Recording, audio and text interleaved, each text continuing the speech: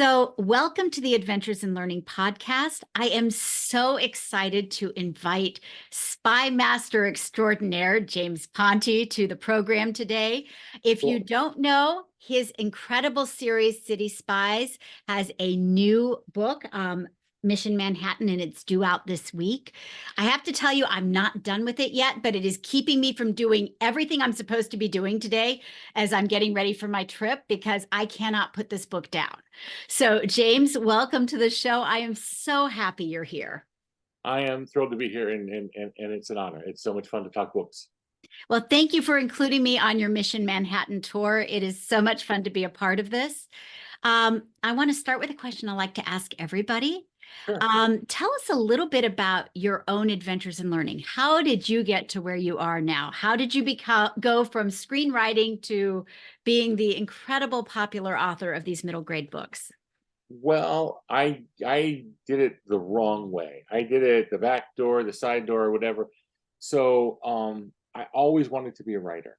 I was very lucky. I grew up in Atlantic Beach, Florida. It's a small town outside of Jacksonville, Florida. Public school kid, and had just amazing teacher after amazing teacher growing up. Teachers who encouraged me, teachers who took extra time with me, teachers who knew from an early age that I wanted to be a writer. And I decided, fully decided in fifth grade, and I had never once wanted anything else. And so many teachers along the way encouraged that.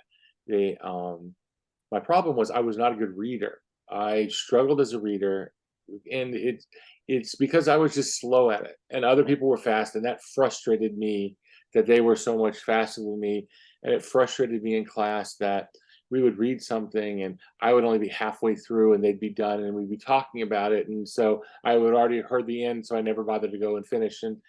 And so it was an odd thing. I wanted to be a writer because I love storytelling and I love writing, but I didn't think I would write books. I didn't know what I would write. I really got excited about writing in fifth grade when we did a poetry lesson, and finally there was something that I could finish and that I could read, and I had a great teacher. Mr. Prothero was my fifth grade teacher, and he really encouraged me. And then middle school, I had the same English teacher for all 3 years. His name was Mr. Tyree, Dale Tyree. I call him that now, I guess, as an adult, but at the time he was Mr. Tyree. And he loved movies, and we did movies in class. And every year I wrote the movie, and I loved that. And one day I went up to him and I said, Mr. Tyree, I think this is the thing for me. I think I'm going to be write scripts for either movies or plays or TV shows. And I threw plays in there. I don't know why. And he said, well, write a play and we'll produce it. And like, you don't have to ask permission for that or anything. And so I wrote a play and we produced it. It was awful, but kids came and they laughed and they had a good time. And so my learning journey was a journey of great teachers. And then ultimately in high school, I had an amazing American literature teacher named Judy White, and unfortunately she has passed away. She never got to see that actually I did do this stuff that we talked about. But I love Mrs. White so much, and she helped me so much, that in every book I write, the name of the teacher is always Mrs. White. And so she's been in tons of books now, and she's still inspiring hopefully people to read and write just like she did for me. Well, and it's funny because I actually had heard of Judy White, not through your books, but because one of my dear friends who introduced my husband and me is Jay Coles, who you went to school with. Yes, amazing. So It's such yes, a small world. so we're veering off the interest path of most people. But yeah, so yeah, Jay and I both had Jay. Jay's a good friend of mine in high school, and she was just great, and she pushed us. You know what was so amazing about this, and my wife is a teacher, and I remind her this all the time, which is growing up, a lot of times kids, their favorite teacher is the fun, young, let you get Right. away with a teacher. But when you're 25, 30, 35, the favorite teacher is the one who was not, who was pushing you and hard on you. And the advantage for me was that even at the time, I knew she was my favorite teacher.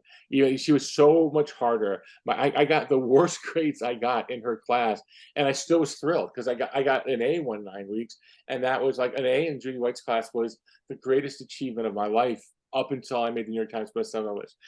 They're side by side for me. And so yeah, so I went on and I became um I majored in screenwriting in college, and I became a television writer, and I started in kids TV. And while working in kids TV, we had a tie-in book, and as an adult, I just accepted, you're a slow reader, but you like to read, and so I was reading, and I was reading books. Not my wife reads nonstop and incredibly fast, so it's still frustrating. And so I did a kids tie-in book to one of the shows, and I fell in love with the idea of writing books. And so it has been ever since on the arc back to being a kid's book writer. And now that's all I do, and I love it 1000%. It's amazing. Well, and you have that rare gift of really being able to write in the voice of that middle grade child. When I read you, it feels authentic. It feels like you have really put a lot of thought into the culture of each of your characters. And I love the fact that your books are diverse in terms of the characters who embody them as well. How do you do that? What's the preparation? Well, I was fortunate in I grew up in the town I grew up in. It's a beach town, and it was a very diverse town, and we had, because, and diverse not just with race, but diverse with, we had country clubs there, so there was people with wealth, and we had like people who worked in the boardwalk, and we had, the Navy base there, and we had a lot of people of all different races, and so I grew up in a pretty nice mix of students, and it's just always how I've seen stories. The story, you start with, these are stories in a way based on your youth or your interaction with people when you were a kid. And so diversity, but not forced diversity, is always the thing that I want. And I say not forced because anyone could do like a Benetton ad and like, well, let's add this and let's add this and let's have someone of this and who thinks that. But for me, the key has to be coming up with a plot that naturally integrates people who are different. So it starts at that point. And so with City Spies is a story about, this guy who was searching the world. He's a spy. His wife was a spy, and there was something happened. We don't know what, but she left with the kids, and he's searching for his kids. And in the search for his kids, he finds other kids that he can't turn his back on. So they're from all over naturally in the plot. So of course, there's going to be diversity. As far as their voice, the advantage of having spent a sizable part of my career in education writing screenplays and scripts is that it's mostly about dialogue. You're constantly writing dialogue, and you're having actors perform it, and you hear when it's not true, and it plays when it's not true. So I think that was an advantage. There are a number of people who I really admire in the middle grade writing, young adult writing space, who started actually as scriptwriters. Off the top of my head, Stu Gibbs, Gordon Corman was a novelist in middle school. He argued to public, but he majored in film at NYU. Suzanne Collins, who was a dear friend of mine and who we worked together at Nickelodeon and Disney Channel. All tons of people, and I think it's because we write dialogue so much, and we wrote kids dialogue so much, that it's a natural progression for us to write it in books. Well, and it definitely comes across as authentic and true, and it's a delight to read. Oh, well, I appreciate that. That's very nice of you to say. And I noticed with City Spies, as I told you, I'm still working my way through it, but I've gone through Venice and I found myself thinking, did you get to go to Venice to do the Yeah, research? no, books. So this is the fifth book in the series. Books 3 and 4 were written during COVID. So research for those books was harder, and it was remote. All the other books, I tried to go to all the places. Everything in City Spies 5, I literally walked where they walked. So like I mapped out where they were going because I had done the first draft, and I went to Venice, and I went to all the places they went, and the church they go into and hide in, and the this and the that. And then I went back and I changed it to make it go. My wife loves when I set stories in places like Venice and Rome and Paris, because then she gets to go and we get to research. People will say, "Oh, you should do it like in the jungles." I said, "No, no, no, no. Why don't we do Barcelona next? Or why don't we go? Why don't you do that?" So no, I went to Venice. I went to all the places. From that, it goes, the other big stops are at Washington, D.C. and New York City. In Washington, I visited all the locations. One that's I just think is fascinating, which is the Iranian embassy in Washington, D.C., which is fascinating because it's been abandoned since 1981. Oh, But wow. it's technically the way that the Vienna Convention is written. It's owned by Iran, but no one from Iran can go there. So no one can do anything with the property. And so it's this abandoned building. And so I met up with a friend, Henna Khan, who's a writer who lives in the DC area. And we were driving around, and so I went there on my own because I didn't want to get. I thought I might get arrested. I don't know. And I walked up and I walked all around the abandoned embassy taking pictures, wondering, well, I don't know who's watching me, and if they're in Tehran, I probably can get away before they can get someone here to say get off our property. But no, I try to research everything. In New York, a lot of the finale takes place at the New York Public Library, and for My that, favorite place. oh, it's amazing. And so I got a behind the scenes tour with my editor and my wife, because those are the two people who read the manuscripts as I'm working on it. And we got, we try to research. I try to research for a number of reasons. Partly it's because I want to be accurate. Partly it's because I want to use real places, because the books that did hit for me as a kid, that was one of the things. Like my all-time favorite book is From the Mixed Up Files of Mrs. Baisley Frankweiler, Great which book. is set in the Metropolitan Museum of Art. And the fact that it was a real place, like I could go to New York and I could see this thing that they're talking about. So I want that, but also what I want is, by researching in person and really seeing the places, you get a sensory, what does it smell like? What does it taste like? What does it feel like? But also you get a sense of new things you would never have known that inspire ideas or comment. And a little detail makes it, I think, jump off the page. An example that I like to give, and I don't know that it does per se in this book make it, but that fascinated me was that at the New York Public Library, the stacks that are not visible to the public, which is 7 stories of bookcases, are empty. There are no books there anymore. The books are now kept underground in a special climate controlled environment. Oh, wow. The bookcases can't be moved because the bookcases are what hold the building up.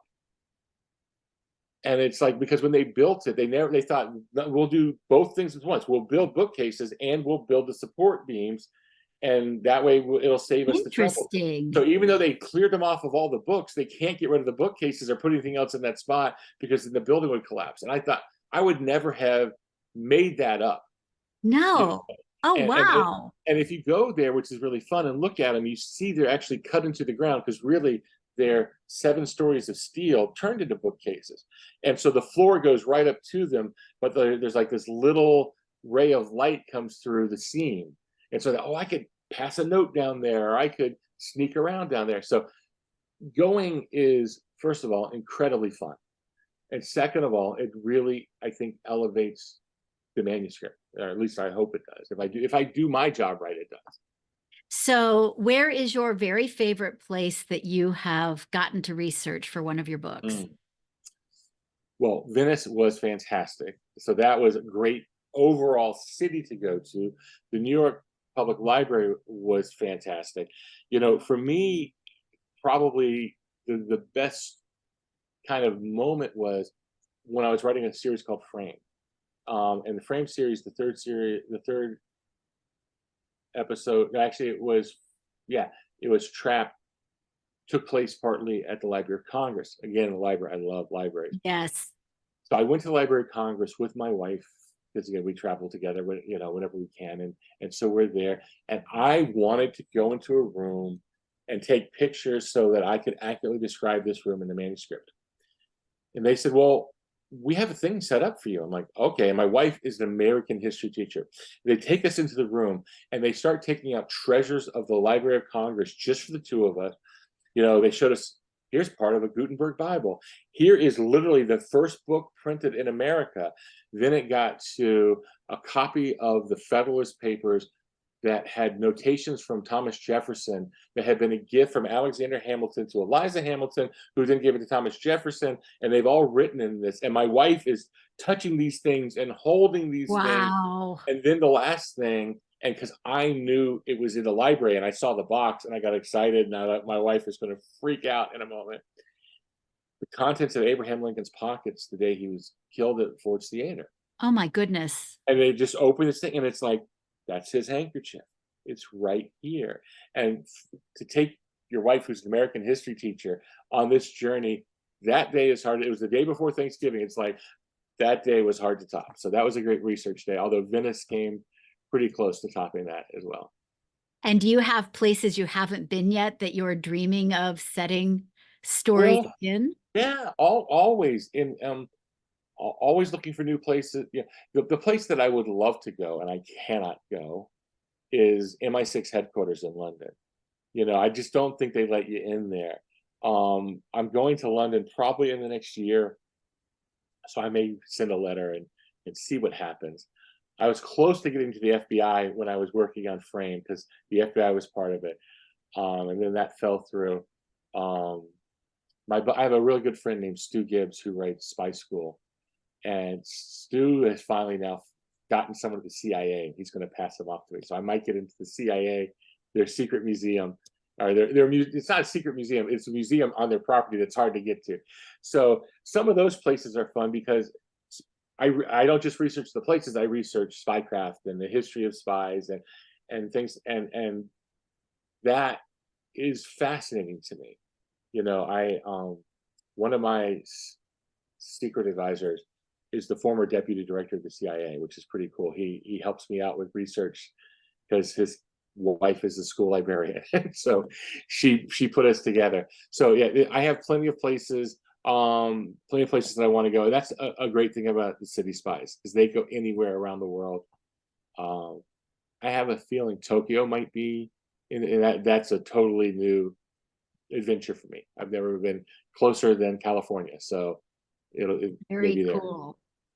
Yeah. You might get all 7 continents before you're done. I long flights though do get to me. That's why I haven't made it to Tokyo yet. So I would love to go to Australia, but I think I would have to be rendered unconscious and then like shipped there and then woken up.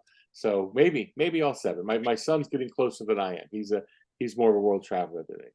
Well, I'm heading to Australia next week, so I'll let you know how that flight goes. Have a fantastic time.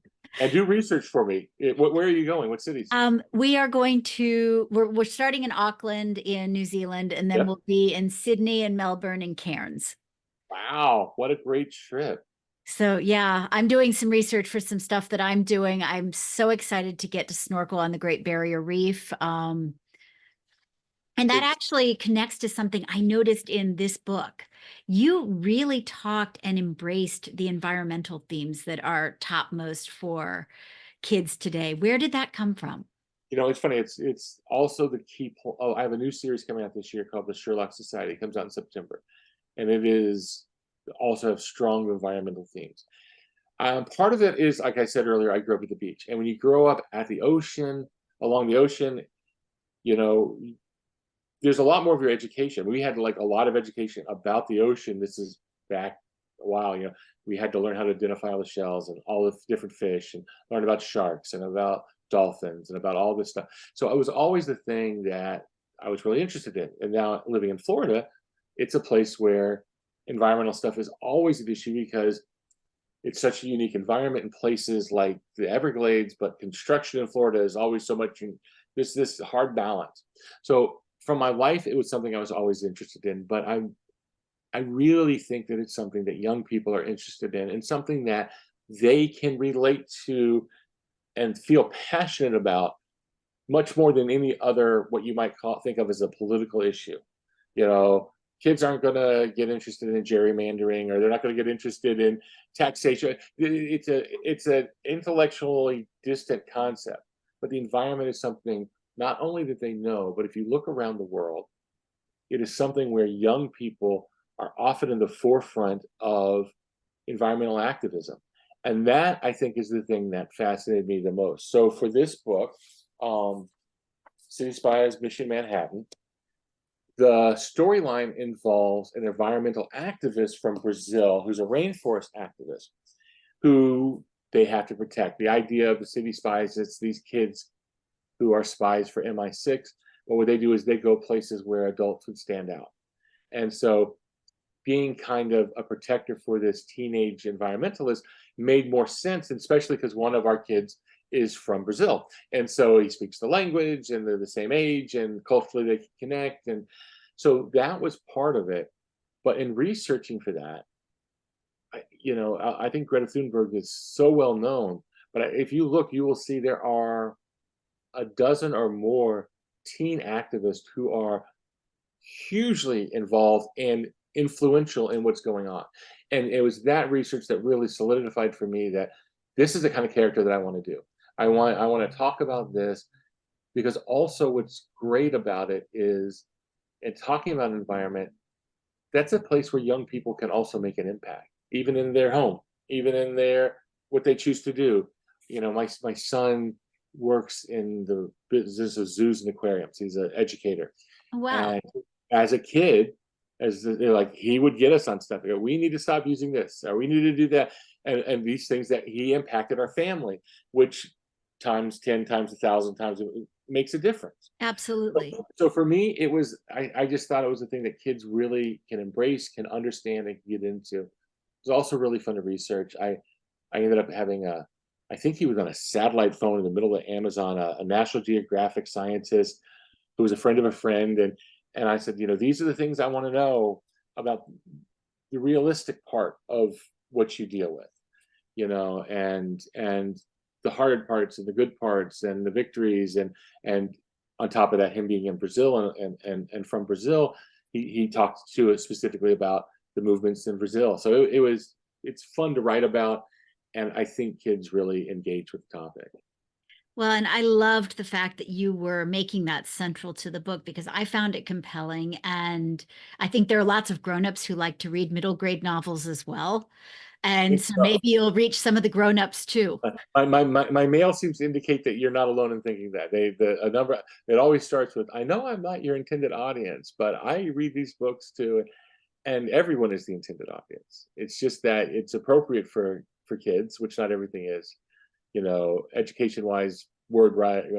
But even that, the books are pretty complex. I don't do watered down spy novels for kids, and I'm amazed at how well kids follow the plots and the all the espionage components of the books they totally get into. So it's fun.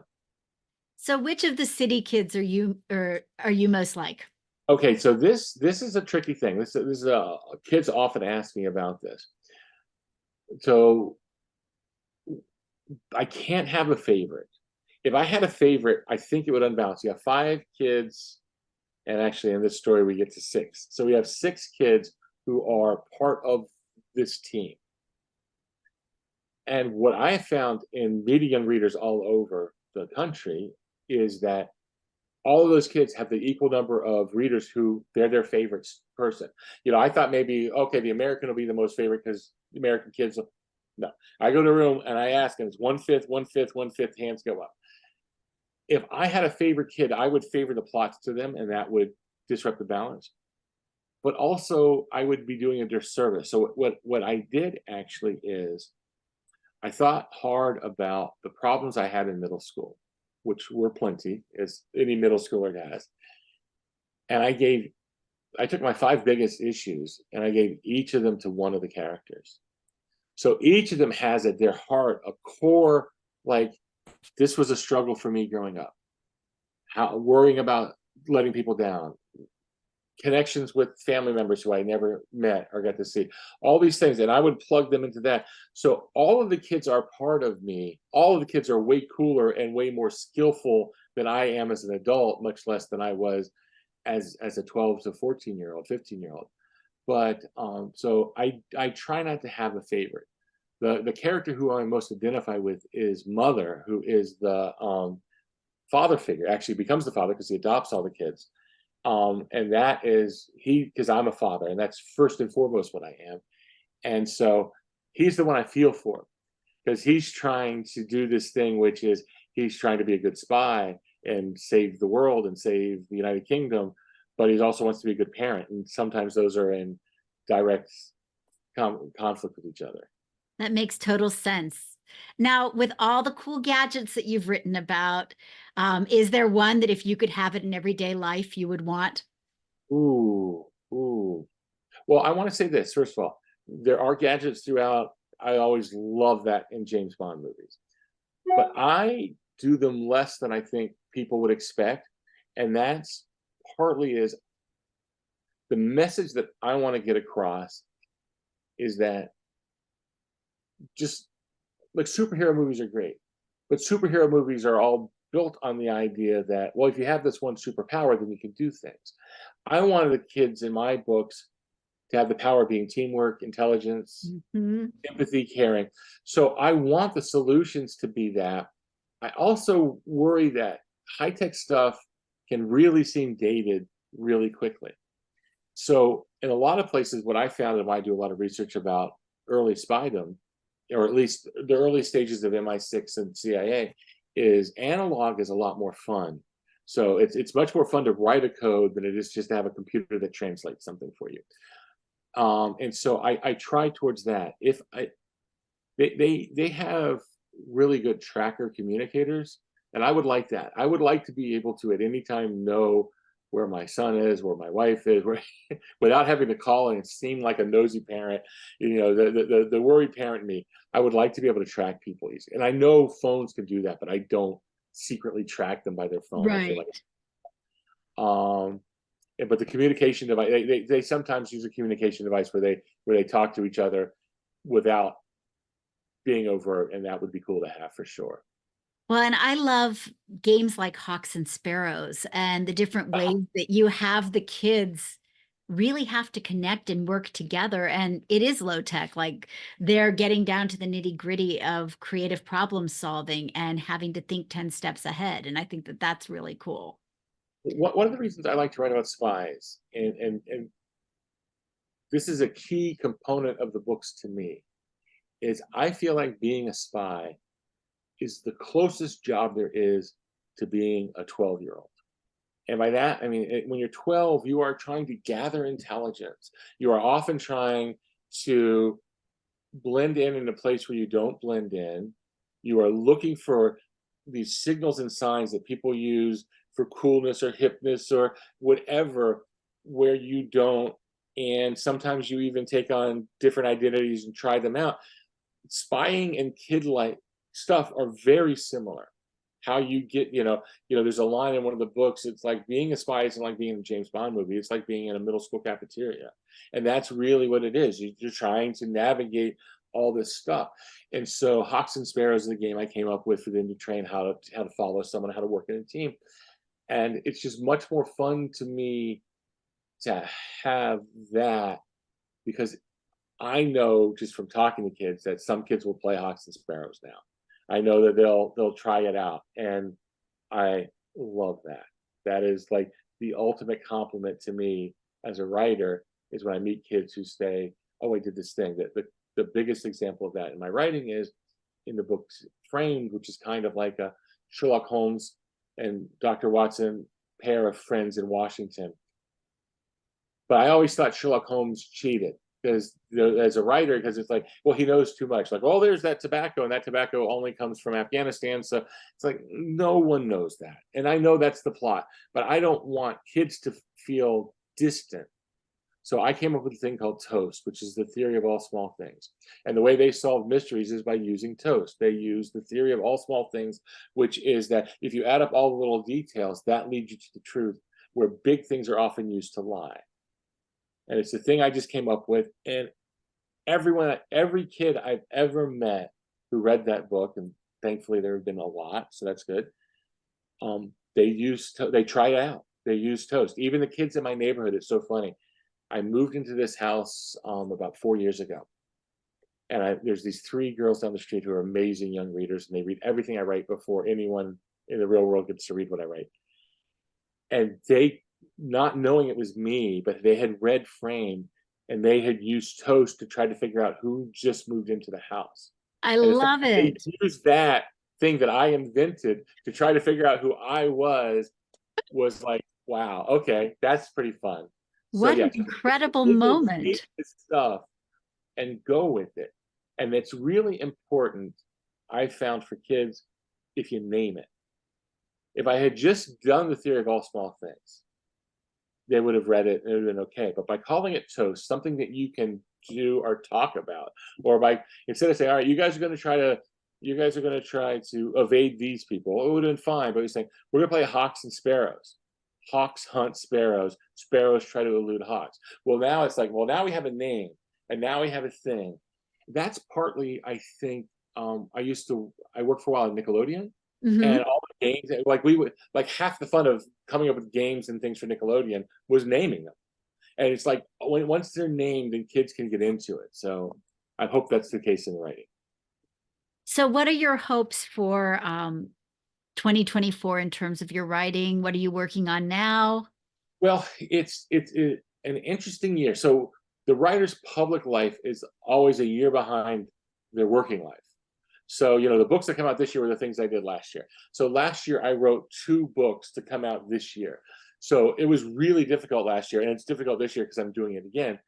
But it's exciting to me that 2 books will come out. So in February I have City Spies, Mission Manhattan coming out. It's the 5th book in the City Spies series.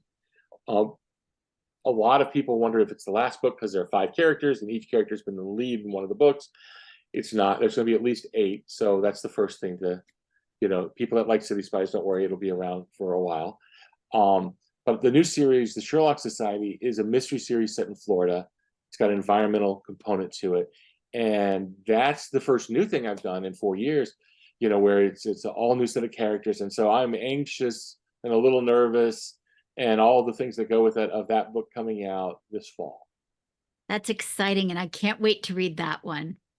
And this year, writing wise, I am writing City Spies 6 and Sherlock Society 2. So going back, and then you stop every now and then for a tour for the new book or for research or something like that. So in the research for Sherlock Society was so much fun. It's all over Miami, so it's easy for me to drive to. That part's good. But it starts off with a rescue in Key Biscayne by the Marine Patrol. And so I just called the Marine Patrol to ask if I could just come look at their office. And they took me and another writer friend, Christina Diaz Gonzalez. They took us out on the new SWAT boat and raced around the Oh, bay. And wow. I mean, it was like, this is what we do. We want you to get it right. Because what's great about that, what's wonderful about writing kids' books is when I reach out to somebody about, I'm writing a kids' book and I want to make sure that I accurately portray the thing that you do. They want kids to know. They want kids to understand. So, for City of the Dead, I called the foremost leading Egyptologist in the country. And within 30 minutes, she wrote back saying, hey, let's get together. Let's talk about this. No one says no, which is great. And it's really fun to me because I get to kind of live out the adventures the kids do without risking my life or without having someone like wanting to hurt me or anything. So it's a lot more fun on the writer side.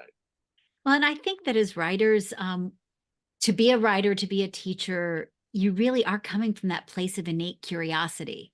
It's Total. that wonder and discovery that we want the kids to have. And if we can't model that, we're not doing our jobs. I used to produce a couple times I produced travel shows, once for the History Channel, once for the Golf Channel, of all places. And we traveled all over the country to Europe. And with the show, I would tell the crew, this is how we're going to make this show. I'm going to arrange the schedule so that we do the things. We don't just show the things, that we do them. And I want us to have fun on these trips. We have to work hard. We've got to do our job right. But if we have fun making this, that fun will come out in the show and it will make people want to go to the places. And I really felt like that was true. And I feel like it's true in the books. I want to have fun because spy books are fun, mystery books are fun. And I want to have fun in the making of them, not just because it's enjoyable, but because I want that to come through on the page. I don't want it to be an intellectual experience only. I want kids to think, but I want kids to realize that, oh, that's not exclusive from enjoying each other and being a good friend and solving the problems. Because if we can solve little problems, then we can solve big problems. Absolutely. Well, thank you so much, James Ponti, Thank for you. sharing your time with us today. And folks, you have to go check out City Spies. It is such a great I hope so. Thanks. series. And I want you guys to go get this book. I want you to check it out and let us know what you think. James, thank you for joining me on the show. It was so much fun to talk to you today. Thank you. You have a great day, and everyone. I do hope that you like City Spies. But if you don't worry. There are plenty of books out there. Just don't be like young me. Find the books that speak to you, and just get lost in the adventure. Absolutely.